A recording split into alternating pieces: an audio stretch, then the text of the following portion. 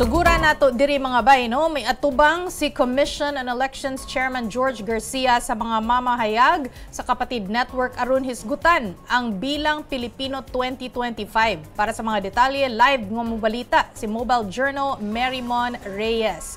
Marymon, ano ang napag-usapan ninyo kasama si COMELEC Chairman George Garcia? Maayong hapon, Chiki. Kanina nakasama natin itong si COMELEC Chair George Garcia kung saan napag-usapan dito yung pagkakanilang pag-print sa mga balota.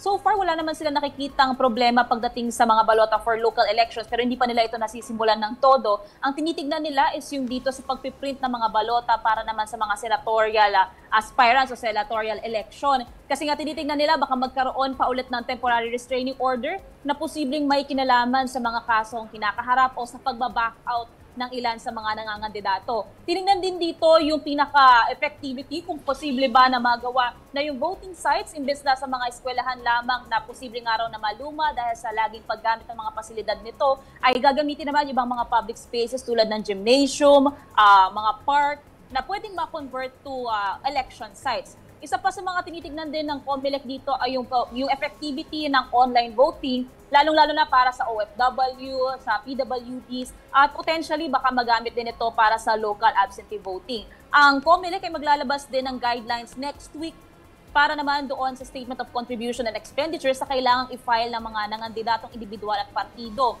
Kung hanggang anong degree yung dapat ilista yung mga nangangampanya doon sa mismo SOSE para doon sa contributions na part ng SOSE, ililinawin ito ng COMELEC next week. Pag hindi kasi sinunod itong pagpa-file ng kanilang SOSE ng malinaw lahat ng may kinalaman sa contributions and expenditures ng pangangampanya, posibleng magkaroon ng election offense itong mga nangangandidato o yung partido, lalong-lalo na kung sa possible abuse of state resources ang dahilan o ang makikitang naging resulta nito. Ipapublish din online ang SOSE ng mga nangangandidato at mga partido para raw mas makita ng mga mamboboto kung sino nga ba ang mga ito at mas matignan nila kung tama nga ba yung kanilang binoto or tama nga ba yung kanilang desisyon ngayong eleksyon. Ang timeline din na dapat nasundin ngayon, February 11, magsa-start na. So next week yan yung campaign for senator and party list groups. March 28 naman ang pangangampanya ng parliamentary, House of Representatives, provincial, city and municipal officials, yung mga pangangandidato dito. And then April 13 to May 12 ang overseas voting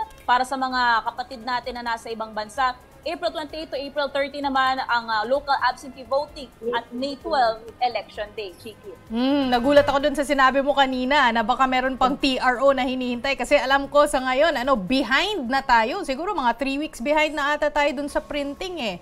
Pero anyway, maraming salamat and happy weekend. Daghan kayong salamat sa imo, Marymon Reyes.